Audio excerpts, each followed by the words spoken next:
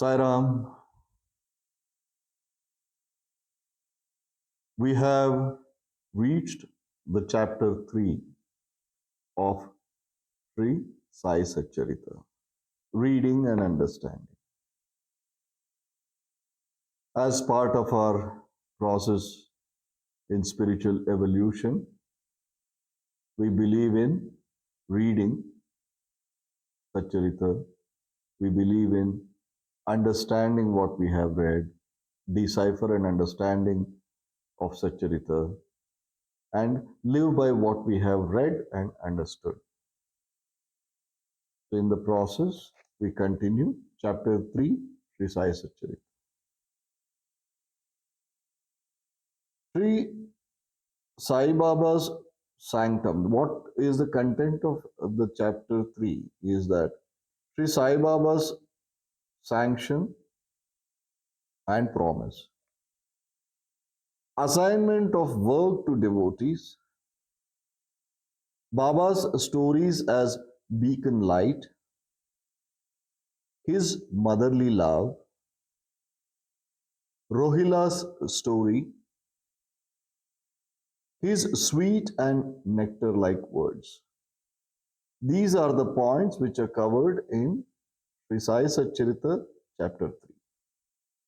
Now we start the chapter 3. The first paragraph. Sai Baba's sanction and promise. As described in the previous chapter, Sai Baba gave his complete assent to the writing of Satcharitra and said, I fully agree with you regarding the writing of Satcharitra. You do your duty. Don't be afraid in the least. Steady your mind and have faith in my words. If my leelas are written, the avidya, me signs, will vanish. And if they are attentively and devoutly listened to, the consciousness of the worldly existence will abate, and strong waves of devotion and love will rise up. And if one dives deep into my leelas, he would get precious jewels of knowledge. Just this first paragraph of chapter 3. Now, what Baba says, he says, first of all, he says, the necessity of Satcharitra is there. The Satcharitra is necessary for people to read. Was it done only for the people who were in Shirdi and people who used to live in Shirdi, around Shirdi, and everywhere around the world who were devotees and disciples of Shirdi, Sainath Maharaj? No. People who were living with him already knew what he was. They had the experience of being with the Supreme Consciousness, the Master, Universal Master himself. But this is something which he did for the generations to come, for us. For the devotees and disciples of Sri Sainath Maharaj to come for generations, for years, for centuries, as long as the earth is there, as long as mankind is there. What is the teachings, the true gospel and doctrine of Shirdi had to be delivered in a very small, concise form, which works and acts as a beacon of light. So that necessity is very well established. Baba says that I have agreed. I agree, yes, it is necessary. If you know Baba, he was absolutely ascetic. He cared least for prayers, attentions, accolades, and people praising him and calling him you are great, this and that. He said he never used those things never used to bother him. This is something a well thought of and very well thought through ascent given by Sri Sainath Maharaj for the benefit of his devotees and disciples to come for centuries. As long as the human race is there, Sri Sainath Maharaj's blessings is there, and Sri Satcharitra will continue to guide. Right? I fully agree with you regarding the writing of Satcharitra. You do your duty. Don't be afraid in the least. Steady your mind and have faith in my words. What he says here, just two lines. Just do your duty. You're duty bound. You're not applying your own thoughts and emotions. You're not applying your own logic here. I am the doer. You are collecting and gathering all these miracles, stories, and my teachings, and you're just compiling and documenting. Be dutiful. He says, first, as an instrument of Lord. Here, what Sri Govinda Raghunath Dhabodkar, Himadripant, in other words, has established his instrumental devotion. He says, I'm your instrument. A pen is what is used to write a document. The pen is not the writer is the person. Likewise, Sri Govinda Raghunath Dhabodkar, Sri Himadripant, was the pen. The writer was Sri Sainath Maharaj himself. So very clearly he states, when you are an instrument of Lord, instrumental devotion has been explained in Sri Bhagavad Gita by Lord Krishna in these same words, be dutiful. Don't take the ownership of doership. You are not the doer. Karmanyevadhikaraste ma phaleshu kadachana. He very clearly says, you do your karma. Results are when it has to come to you. Fruits of your deeds, when it has to come to you, you leave it to me. And also know that you're not the doer. Doer is me. Once you give up the doership, you have nothing to worry about the consequences of your deed. Karma, karma phala. So he says, be dutiful. Just have a dutiful responsibility. Be dutiful towards writing this. Don't be afraid in the least. Why? He very clearly, see the beauty of a guru. A guru, a true guru, will always ward off our fear. Fear and faith can never coexist. If you have faith, there is no fear. If you have fear, there is no faith. What Baba has said to Sri Dhabodkar and what Baba has said to the whole mankind for centuries to come, for thousands and millions of years to come, whatever, that don't fear, don't worry. As long as you are going to live as a duty-bound instrument of me, you have, don't worry the least. Ward of the fear. He removes the fear from the heart of Sri Dhabodkar. Steady your mind and have faith in my words. Steady your mind. Mind is a monkey. It keeps hopping. Be very focused. Even, Baba has possibly given a wonderful management lesson also here. Steady your mind. It is a very wavering thing. Endless loop of thoughts and confusions. No, steady your mind. Keep it focused on the work. Understand, how do you steady your mind? Know what you are. You are a duty-bound instrument of mind. Steady your mind and have faith. Nothing can work without faith. Faith moves mountains, as one of the sayings go. So he says, he establishes two things Baba has told the world to follow as long as we are living under his blessings and his under his umbrella, that faith and patience. He clearly says, have faith in my words. What I am saying, faith.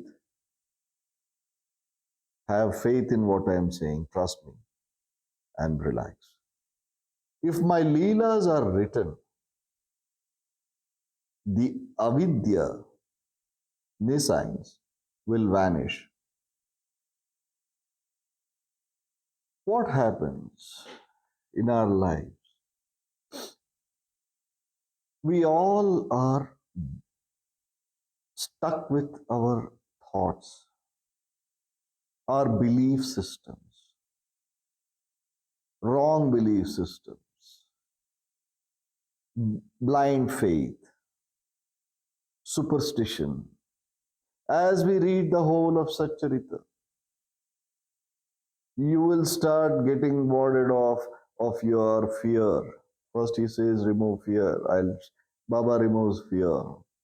Then he says that read if my leelas are written.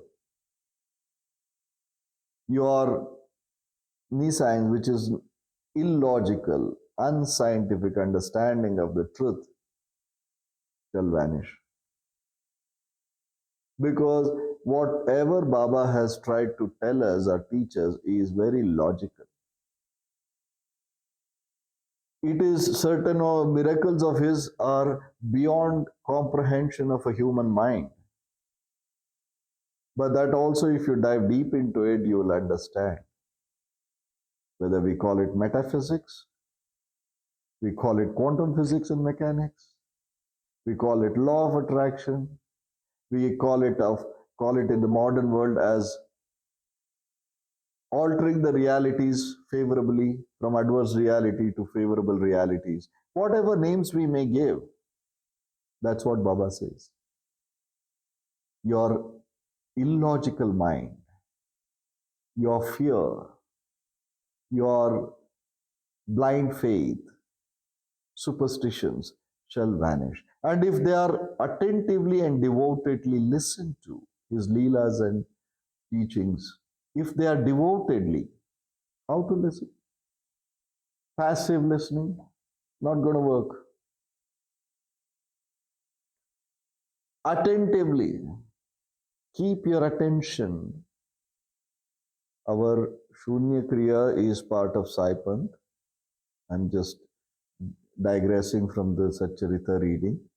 Shunya Kriya is a part of Saipanth, integral part of Saipanth. What we move from in Shunya Kriya is not concentration, it is deconcentration, and we keep our attention attentively, Baba says, and devotedly, without devotion, just attentively to absorb the knowledge. If you read, you will absorb and verbatim you may recite it back, but then devotion, devoted. When you are invested devotedly into the reading and listening and writing, the consciousness of the worldly existence will abate. खुद को भूल जाओगे आप. You shall forget yourself. The self, the individual self, is vanished. You are not getting carried away. You are engrossed in reading attentively and devotedly. Then your self-existence, individual consciousness, your worldly existence of your own self will abate. It will go slow. When you forget yourself, the true self is the supreme consciousness. You are one spark or sprinkle from the supreme consciousness only. That thought will sink in and you are one with that thought, and your self-existence, individual existence will just abate, and strong waves of devotion and love will rise up.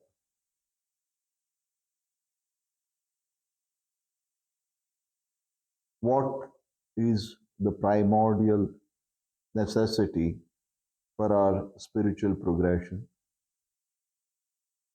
The search. We have covered it in different topics in our Chintan Manthan sessions.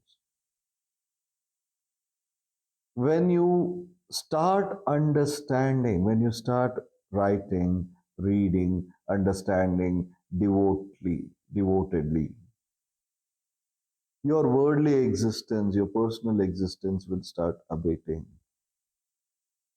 And a strong wave of devotion, nothing happens without devotion. Devotion is bhakti. Devotion does not mean we offer prasad, we do the arti, we put the garland, we do those puja. Those rituals are part of the devotion, they are not the only devotion. Devotion is to understand, get in sync with the divine. So he says that strong waves of devotion will arise and love. See, let us understand what is it that Lord, Guru, God, in every form, way, why He does what He does for us? Is there any obligation for your Guru to be kind to you, look after you? There's no necessity. The law of karma is taking care of our birth and rebirth. We are on an autopilot. Karma karma phala, rida ridana bandha. It's going on for millions of years. Why is that intervention by the Guru? What does he want from you? What does he want from us? Nothing. What is it that he gives? Everything. The problem with us is during this process of receiving the grace of Guru, we tend to forget our place in our relationship with our Lord. In Hindi, we say, खुद की औकात भूल जाते हैं. We develop a sense of entitlement. I am going to God, I am going to this Guru or whatever, in any form, in any way. We establish a sense of entitlement. We demand, I am in trouble. My realities, my worldly realities are very unpleasant. Make it pleasant. It is unfavorable, make it favorable. And he does. Why does he do? Just one thing. Because of his love for you. Without love towards his devotees and disciples, there's nothing.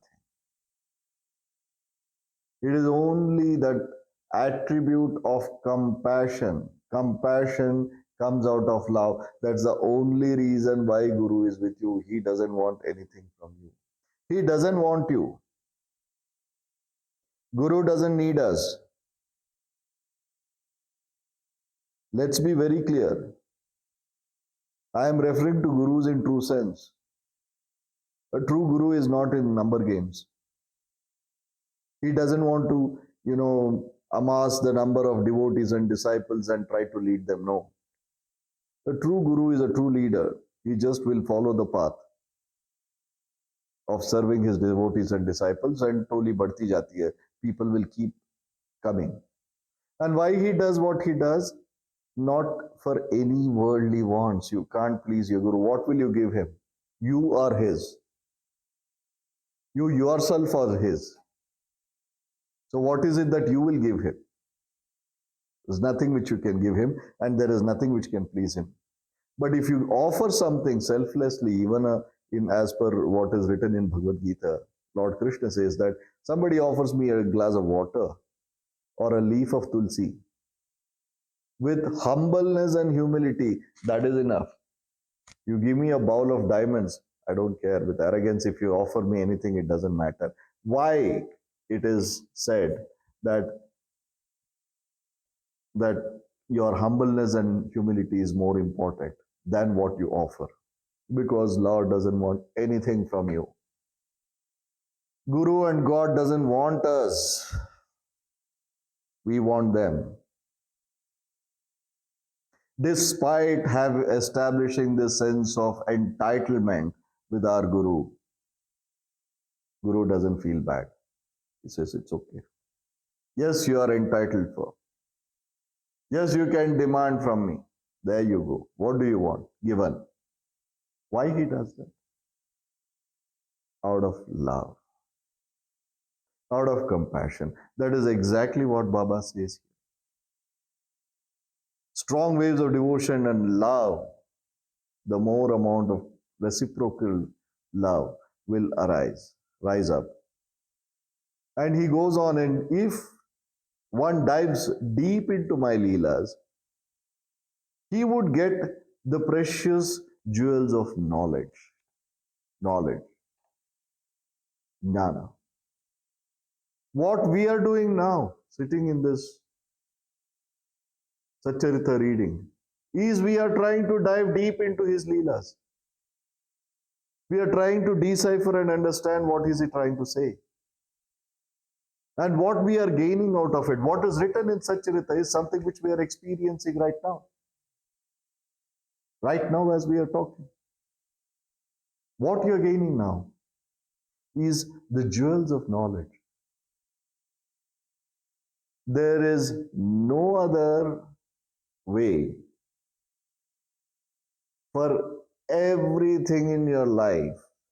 If you want to live a successful life, if you want to live a meaningful life, three primordial ingredients: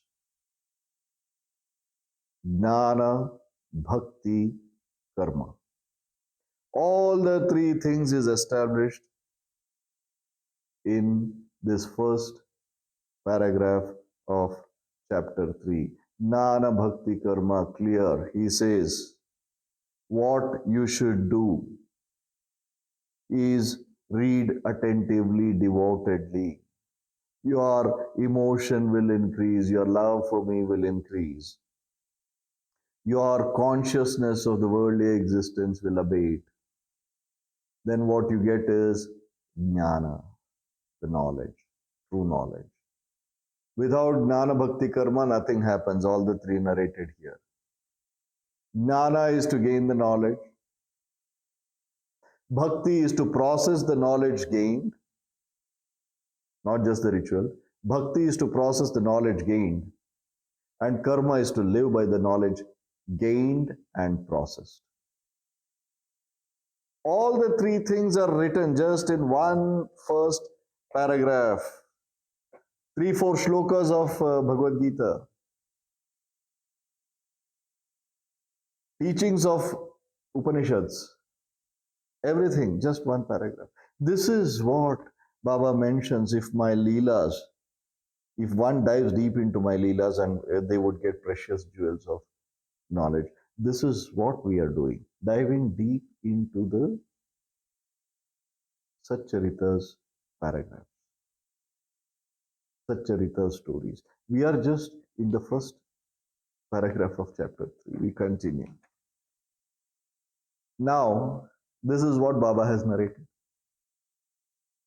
Now comes how the bhakta, the devotee or the disciple, Sri Govinda Raghunath Dhabodkar. Let's say Dhabodkar is Arjuna, Lord, Baba is Krishna. As a metaphor, if you look at. Now, how the disciple is reacting. Hearing this, the next paragraph, hearing this, the author was much pleased, and he at once became fearless and confident, and thought that the work was bound to be a success. Right, we stop at these 3 lines. Hearing what Baba said, what happens? Look at the change in that disciple's heart, his character. What is replaced? Fear is replaced with faith.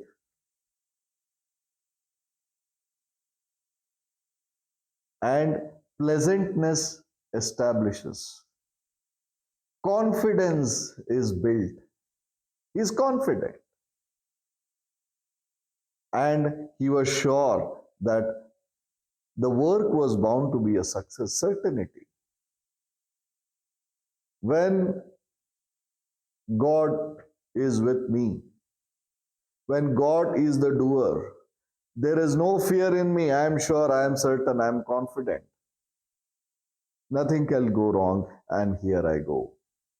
And I am sure, I am certain that whatever is the endeavor which I have taken up is certainly going to be a success. That is what he means. See the change. Thus far, Sri Dhaborkar had that doubt, that fear, that anxiety, everything wiped out because two things. From Dhaborkar's side, two things have happened. One, realizes that he is an instrument of Guru. By realizing so, the second thing, the doership has vanished, because of which he is sure, he is confident, he is certain. He has no fear in him. He is absolutely fearless. See the miracle, few words of your master can bring in a change. See the kind of change which comes into Sri Dhabolkar's heart. Instrumental devotion. He says, I am an instrument of God, Guru. He understands. Then, since I am not the doer, since he is the doer, the work will be sure and certain. And what is there for me to fear of success or failure? It is sure to be a success because he is the doer, fear is gone. Just 2-3 lines of paragraph 2. Then turning to Shama, Baba is turning to Shama, Madhavrao Deshpande, one of the closest disciple and devotees of Baba. Sai Baba said, if a man utters my name with love, I shall fulfill all his wishes, increase his devotion. And if he sings earnestly my life and my deeds, him I shall beset in front and back and on all the sides. What is Baba preaching here? What is it that he is trying to tell us through Madhavrao Deshpande, Shama? He is just saying, as explained few minutes ago, the importance of love. Love of your Guru towards you is understood, and how you should reciprocate towards your Guru. How you are going to love your Guru back. He says, same way I love you, unconditional. When the love is unconditional, when the love is, in other words, again, here Bhagavad Gita's teaching, what Lord Krishna says, Nishkama Karma is the best karma. There cannot be a better karma than the Nishkama Karma. There is no desire. I have no expectation from what deed I am going to commit, what I am going to do for somebody. Selfless. That deed is that selfless love. What Guru gives you, you give back. Do not expect. Be his instrument. Instrumental devotion, what is advised in Bhagavad Gita. And just be duty bound. Karmanyavadikaras. So then he says all these things.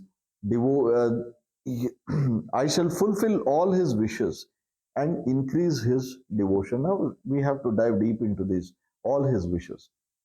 Let us take a step aside and understand. Can we spiritually progress without our worldly wishes not being fulfilled? Let's face the fact, no. Baba, in his 11 promises and statements and sayings and assurances, what has he said? I shall give you everything that you want, everything that you wish for, so that someday you will want what I really want to give you, which is the spiritual progression towards moksha, kaivalya, shunya, nirvana, nibbana, whatever you call it, taking you to your true self. That is what I want to give you, but that won't happen unless and until your worldly expectations and demands and wants are not fulfilled. So, in this statement, Baba says that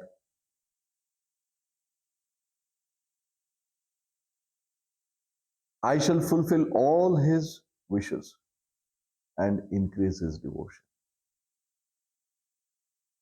And if he sings earnestly my life and my deeds, him I shall beset in front and back and on all the sides. What Baba is saying again. Take my gospel to the people. Spread my word because you're my instrument. Give up the doership. Don't develop an ego. That is a pit you will fall into. Recite, spread, speak about my leelas. Be my instrument. Through you, I shall reach millions and millions of my devotees and disciples. That is all you need to do. By doing so, what do? I become one with you. I am with you, I am within you. That's what he says. I'll protect you front, back, and all the sides. I am with you and I am within you. Do not worry. I will take care of you. Have this faith. Be duty bound. Carry my gospel in your heart. Sing, speak. What Das Ganu Maharaj did the same. He went around the whole world singing about glory of Baba, understanding his presence everywhere, speaking about him to people.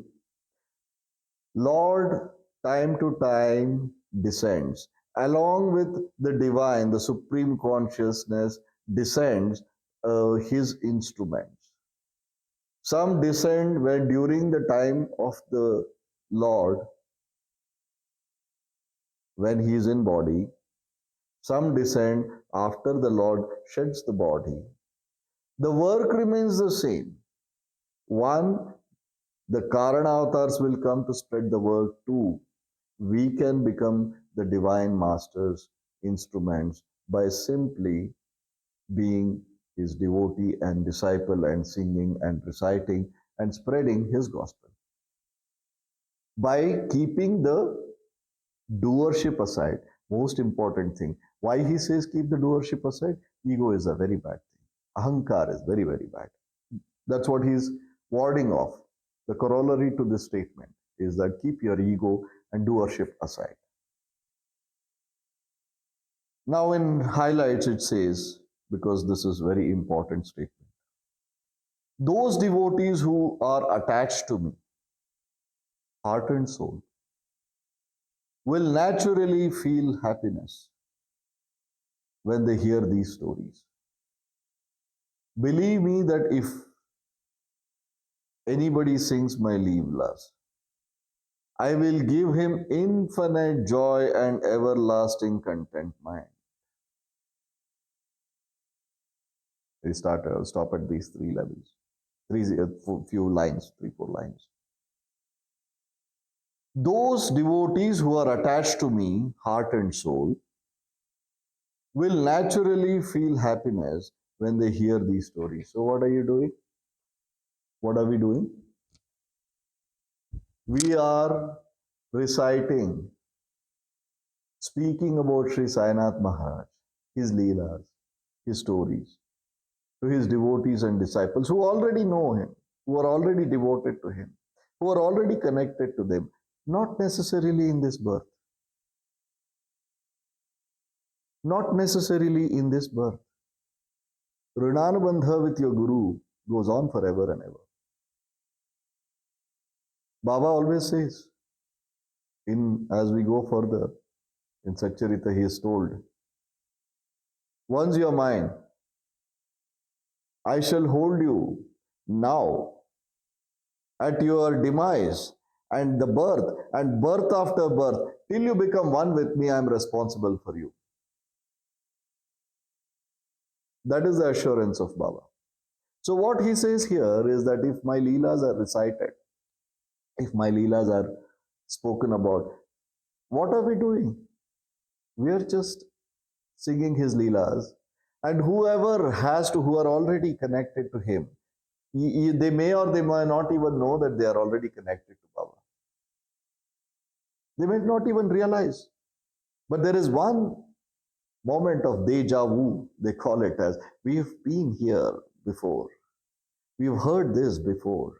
We are connected to this master earlier. I find him very familiar. They were always connected. Those people, they open up. It's just opening up. See the beauty, how the divine works. He is very clearly saying how to express, how to live by the instrumental devotion, which is the most beautiful, one of the most beautiful devotions, as Lord Krishna has said in Bhagavad Gita. That's what Baba has said. Right. So what he says, I will give him infinite joy and everlasting contentment. Most important thing, just one word. We tend to, skip the true meaning of this one word called infinite joy and everlasting contentment. Two things. Your joy's opposite is sorrow. What he is promising is that your sorrow shall not come anywhere close to you when he says that I am giving you infinite joy. Infinite divine joy. How do you attain infinite divine joy?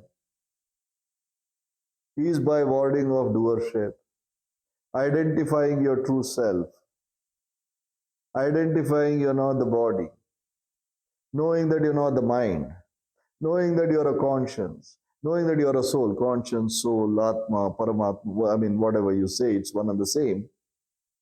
That Atma or the conscious is a fraction of the supreme consciousness or the Paramatma. When you realize that, you have this infinite joy. You don't have bodily consciousness. You're not worried about the body. You're not worried about the mind. Mind is a monkey. All the mess is committed by the mind. How the mind is driven, we have different rina, rananabandhas, karma, karma phalas, and a long story about that. So that is all warded off. That is one most important thing. You become your true self, who really you are. Right. Next, what he says is that everlasting contentment. How do you attain everlasting contentment? Unless and until you don't understand Satcharitra, don't read. Useless it is. What we are trying to do is that now. Everlasting contentment. Please understand, everlasting contentment. I'm repeating myself because it is very, very deep. Your sense of contentment is attained when your wants are fulfilled. You have a desire. You have a want. You have a necessity. Okay, let's not talk about the desire and want. Necessity. That is unfulfilled. That gets fulfilled. Is that the end? No. You have any financial need. That gets fulfilled, let's say. For example, I'm just giving you an example. Contentment. You have some financial need. You get that. You're financially content. What about health? Then you have that physical health that is a challenge. You're unwell. Then you will again pray to him. So health is taken care. So you are content that my health is taken care, not necessarily cured, at least managed. Somehow I'm progressing. Fine, I'm content, I'm at peace. My son is not studying. Another want. My daughter is not getting married. One more want. My husband is not doing well in his business, another want. My wife is not treating me well. She has to treat me well. Another one. I'm just giving you an example. My father is unwell. My mother is unwell. My brother is not doing good. Endless loop of wants. So the state of contentment alters, it flips back. It's gone. What Baba assures here. You will be in a state of eternal, everlasting contentment. What it means is, as and when your desires and necessities are erupted, I shall fulfill consistently. He will keep you in a state of contentment. It is nothing but present continuous tense. It is not a full stop. Don't we all agree? We have financial need in our career. When we start our career, that is fulfilled. We want to get married, fulfilled. We want to have children. There is difficulty in conceiving or difficulty in having a child, so that is fulfilled. Child is born unwell, taken care. Child has to study well, grow up healthy, taken care. Child has to get married, young man or young woman, daughter, son, or whatever.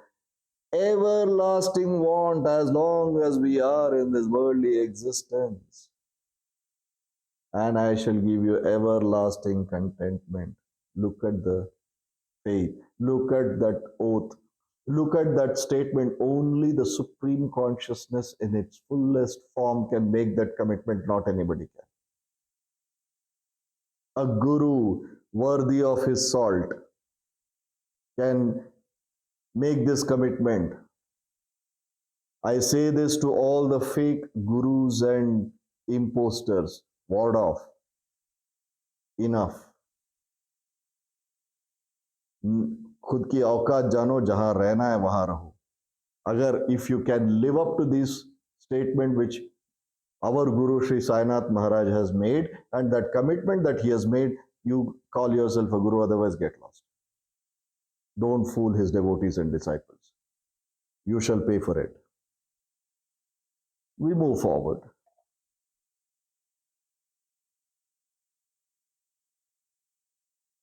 It is my special characteristic to free any person who surrenders completely to me and who worships me faithfully and who remembers me and meditates on me constantly.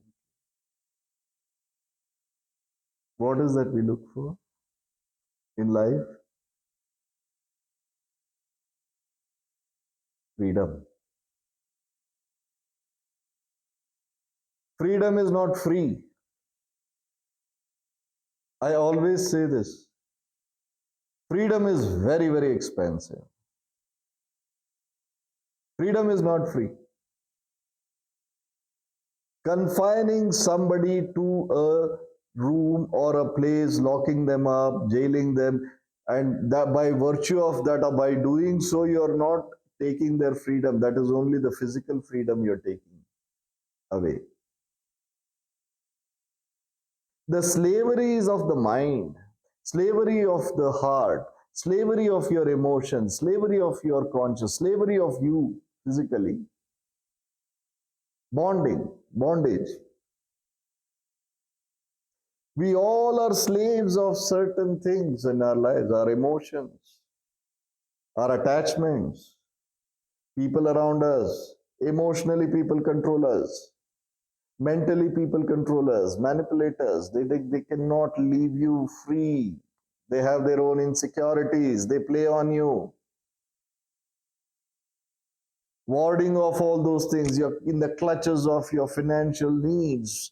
You are in the clutches of so many emotional needs and wants. Your relatives, your friends, your family, your children, your spouse, your parents, whatever. All of us are caught mentally. You shall attain freedom from that. Freedom is not free, it is very expensive. And he gives you free.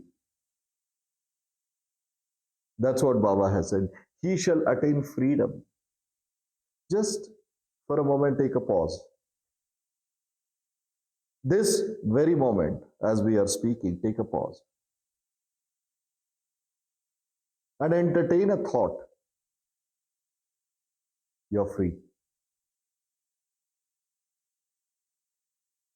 You're free. There's nothing.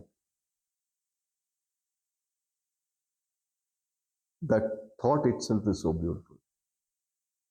That's what he is saying, that I shall give you the freedom.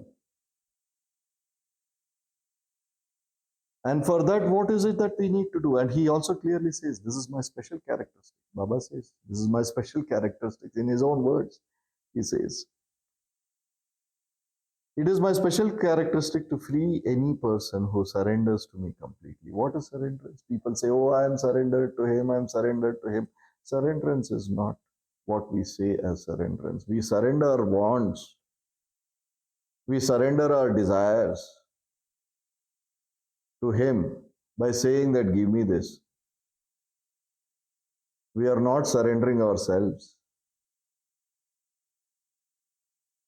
We are not surrendering anything. We are just surrendering our wants. We want more, give me more. We want this, give me this, give me that. The want, eternal want, that is what we are surrendering. But Baba, what he says, surrender to me, become one with me. That surrenderance is different. Like there is one story further we will discuss about that surrenderance in that chapter where Marwadi businessman, if I'm not wrong, comes to Shirdi and he wants Brahmagnan. He says, morning I've come, evening my Tonga, my transport is waiting. Give me Brahmagnan, I want to go. Package deal. He wants it. And in front of him, Baba sends one boy to run errands. He says, get 5 rupees from here, from there, and 5, 10, 20, whatever. That doesn't matter. And then he just in front of, whereas this man is loaded with cash in his pocket. He doesn't have that sense that, Lord, why do you want to send people around? Here it is, take it. No. He surrendered his desire. He surrendered his want. I want more. Give me more. Give me Brahmagnan. I'll have to leave. I'll have to spend more for the Tonga if I don't leave in time. How shallow we are.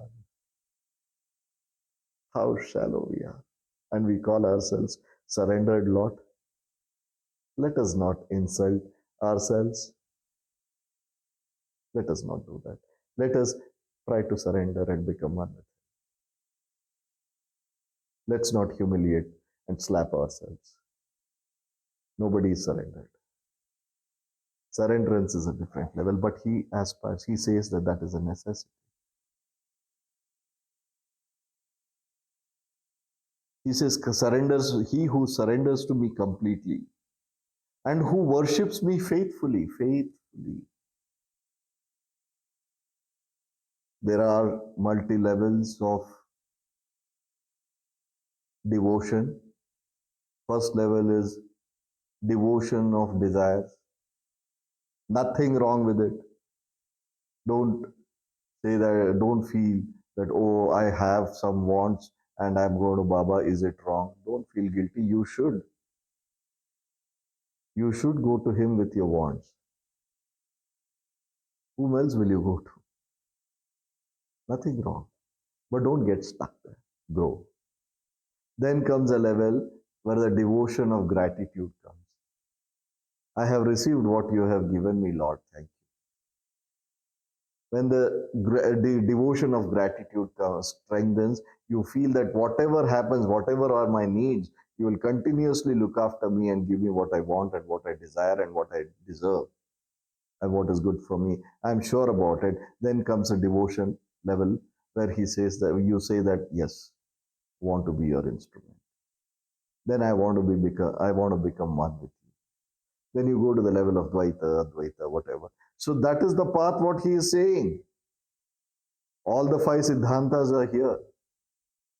very clearly. He says, he who surrenders to me completely and worships me faithfully, the level of faith which is just explained, and who remembers me and meditates on me constantly. Remembers me, meditates on me constantly. Meditation, necessity of meditation. Baba has very clearly said. People have some arguments when we Shunya Kriya yogis of Saipanth go on to the meditative path. Says, Baba has not said that, asked anywhere to meditate. He's very clearly said here, sir, madam. The path of meditation, probably he is revealing it now. The revelation is coming now in 2010 or 2000 onwards, 2001, 2, 3 onwards it has come. But then, yes, meditation is a necessity. Meditate on me constantly. Your attention is always on him. When your attention is always on your master, your conduct, your behavior, talk, your interaction with the world outside is well moderated. Then you're consistently in sync with him. Right? How can they be conscious of worldly objects and sensations who utter my name, who worship me, who think of my stories and my life, and who thus always remember me? How to remember him all the time? Engrossed with his thoughts, engrossed in his leelas all the time. It's not difficult. That's something which you as a conscious will enjoy the most. Completely one with him, in sync with him. How can he be worldly wise and try to be carried away in worldly objects and sensations? How can anybody? It cannot be true. You cannot have both. You can't have fear and faith. You cannot be completely engrossed in worldly existence and also say that you are a yogi or a yogini. You're one of the two. That's what he says. Who utter my name and who worship me, who think of my stories and my life, and who does always remember me. When he says that remember me always, here he says he's giving how to remember him always. Who thinks of me, utters my name, remembers my stories all the time. That is how you always remember.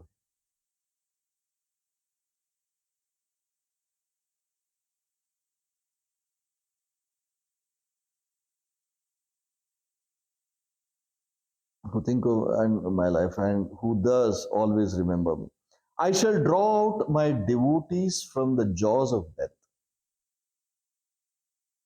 If my stories are listened to, all diseases be got rid of.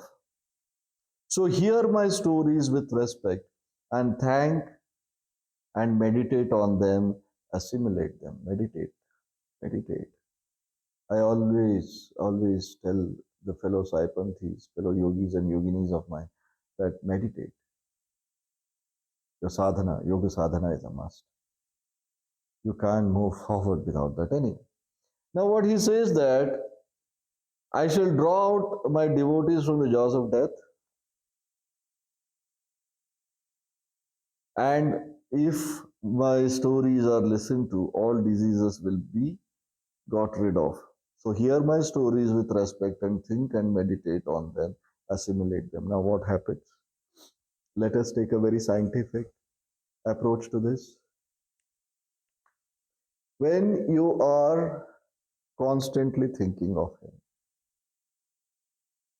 all your deeds and acts of your life,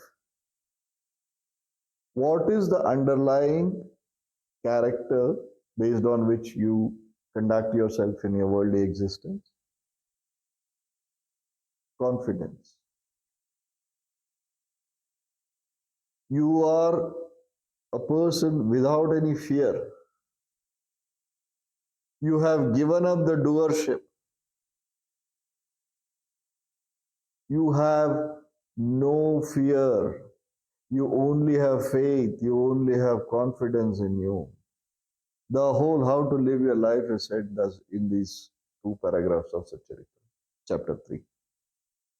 You have no, doership. You have no ego. You are very confident. You have faith. You have devotion. You know that the doer is the master. He'll fulfill all my desires. Where is the fear? When you have no fear, when you are so confident, when your conduct, your behavior, your doing things, your deeds are responsible, death cannot come near you. Untimely death cannot come near you. Your supreme consciousness is one with you. Your guru is one with you. Death shall not even come anywhere close to you.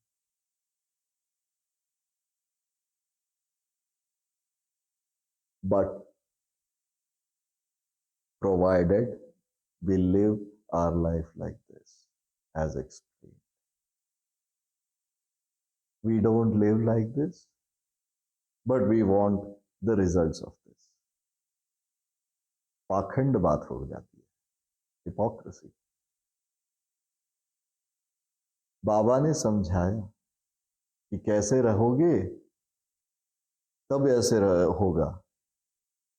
हमें जो he has very clearly said how you should live your life, then these are the outcomes.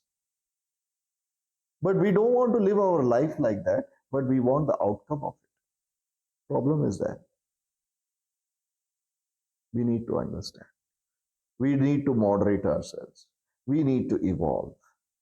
We need to progress. That's what Baba has said. One thing about Sri Sainath Maharaj, he has given the universal truth about karma, karma phala. There is no replacement to that. You have to do what you have to do. Don't expect things to happen. Then things will happen.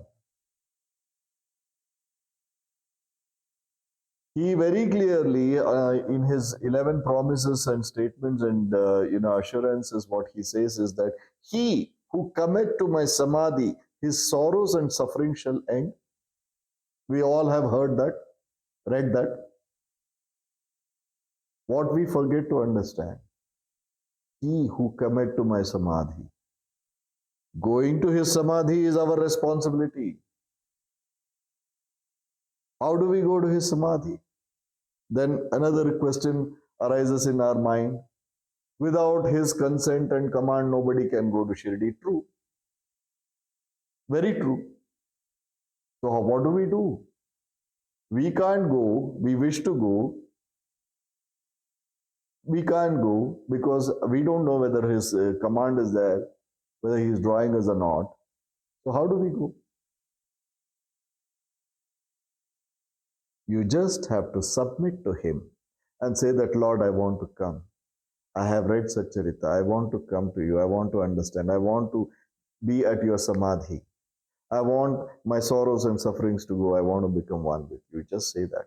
You pray to that. You will be drawn. You will be drawn in no time to Shirdi. Again, there also humbleness and humility and giving up on doership. I cannot even, Lord, come to you. It is you who has to draw me. Please draw me to the holy land of Shirdi and to your samadhi. Believe me, you to do this, you are drawn in no time to Shirdi.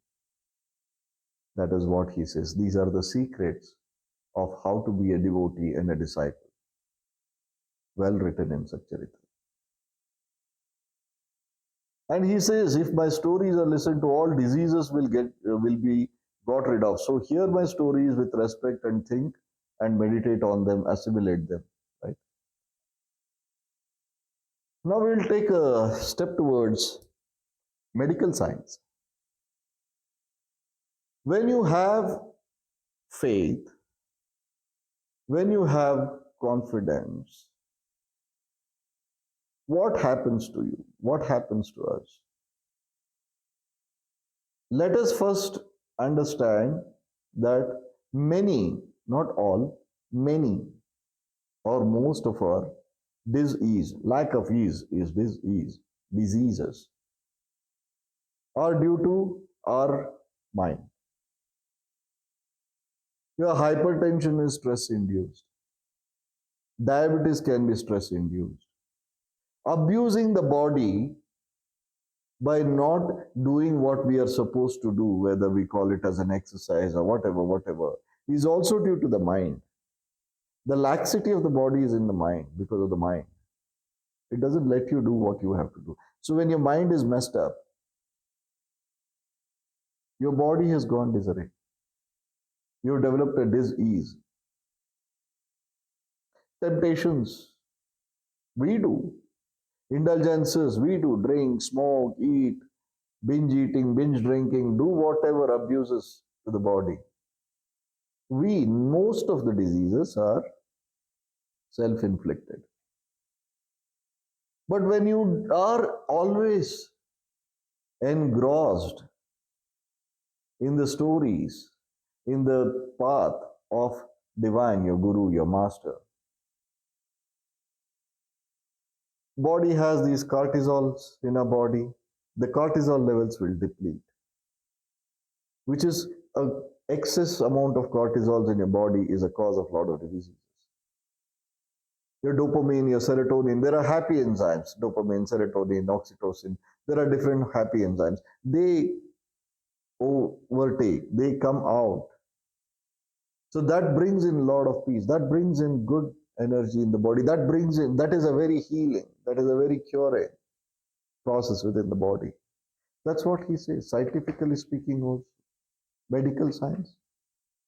Meditation. Today, meditation, even the psychiatrists and psychologists say that it is a necessity. It is not necessarily a religious act or a spiritual act or a deed. Just you have to calm down, meditate. Everybody says, psychologists say, psychiatrists say, neurologists say, you have to meditate now. That has become a necessity. All your imbalances in your enzymes in the body gets balanced when you meditate. Whichever meditation, please do. It's become a therapy, a medical therapy, meditation. That Baba has said, or our Maharishi Patanjali to all our gurus have said for thousands and thousands of years. It's a science. That's what he says. The same thing he says that their diseases, disease, lack of ease, disease, will be got rid of. So hear my stories with respect and think and meditate on them. Think and meditate on them, assimilate them, internalize it within you, live by it. There's one word which he says, which we have to extract. He says, we just read it. He says, so hear my stories with respect. Any relationship without respect does not deserve to be alive. There is no relationship if there is no respect. Love is already there. Fine. There's a relationship because there's love. But if the relationship has to last, there has to be something called the mutual respect. अगर इज्जत नहीं है किसी भी रिश्ते में तो वो रिश्ता रिश्ता नहीं रहा, मतलब नहीं है. It can be between you and your parents. If you don't respect them, there is no. If they don't respect you, there is no relationship. Between husband and wife, spouse, wife and husband, between children, parents, between your guru and you. Everything is laced with respect. Now, what happens is certain people have this audacity and audacious things which I have heard. They speak very lightly about Baba. Say, oh, my Buddha, that old man. Out of love, I call him that. Don't. Do not. He may just give you that freedom of expression, but the universe, the divine, does not accept it. Be respectful. Don't take him for granted. Please learn that. Please खुद की औकात जानो. वो बुढ़ा, वो मेरा ये, वो मेरा कन्हैया, वो मेरा लल्ला. औकात में रहो. You may have the liberty given by the divine. Don't. Be respectful towards your Guru. Address him with respect. Address him with absolute dignity and respect. Don't cross the line.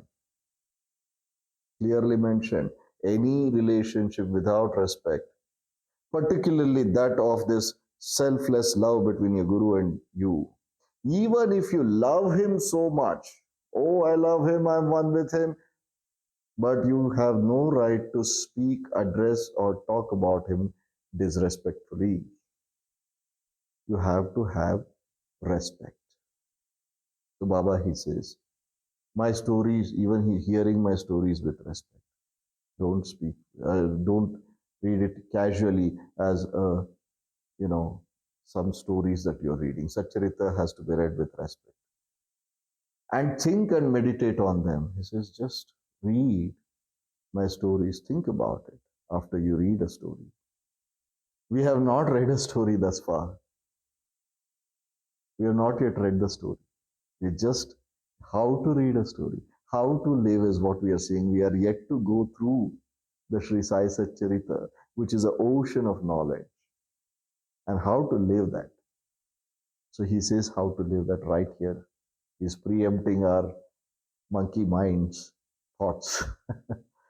So this is the way of happiness and contentment. Again, he states. He again states contentment.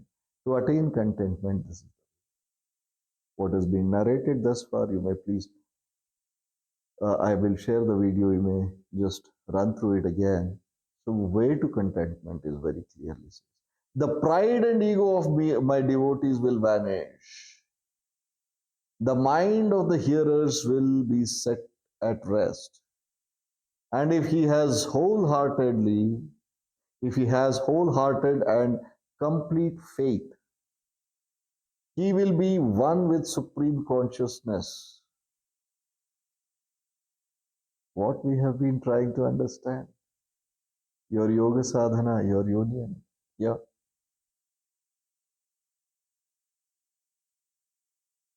The pride and ego, which are the Arishad Vargas in a human entity.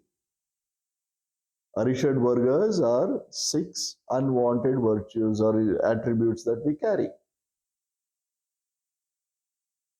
Kama, the lust. Krodha, the anger.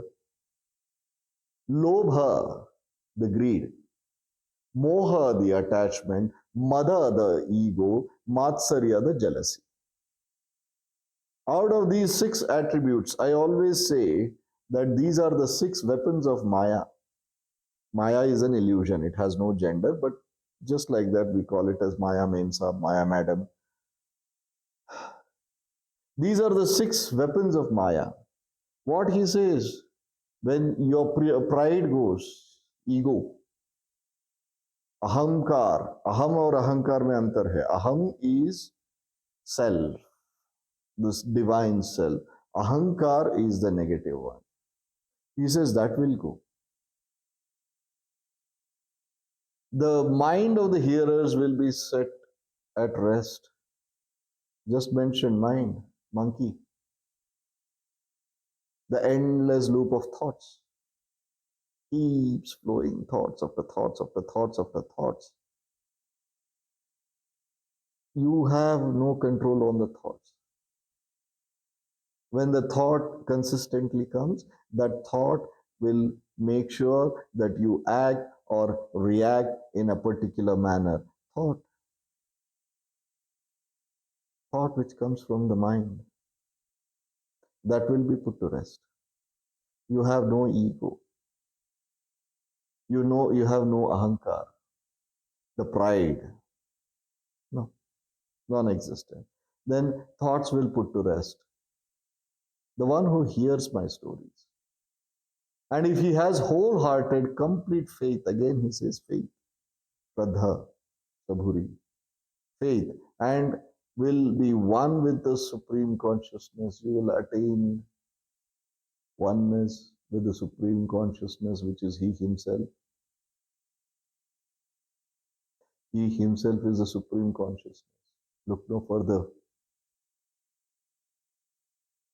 So that attainment of oneness with the supreme consciousness is achieved by doing this. And what are all the changes that happens within you? Your pride, your ego, your ahankar, everything. The simple remembrance of my name as Sai, Sai will do away with sins of speech and hearing.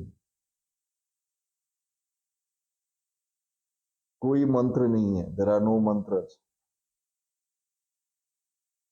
There is no bijaksharas, bija mantras, and this and that you need to recite. They are there, but it's not necessary. Simple remembrance. Recitation is also not. Sai, Sai. Will remove your sins of Shravana, the hearing, and your speech. What we do, the sins, kriyamana, karma, what we speak. That sins of what our speech and what we hear is warded off. Out of Arishad Varga, your ahankara is gone, ego is vanished, your jealousy is gone, you become selfless, you attain oneness with Him. And just by reciting His name or remembering His name, Sai, Sai, the verbal sins, sins which are committed due to our speech, and sins what we hear, it is warded off. Such simple solutions to the most complicated life that we lead. That is the beauty of trying to read, understand, and live by the teachings of Sri Sainath. With this, the first page of Sri Sai Satcharita's chapter 3 is completed. We will take up the next chapter, a next paragraph of the same chapter subsequently. Sai Ram.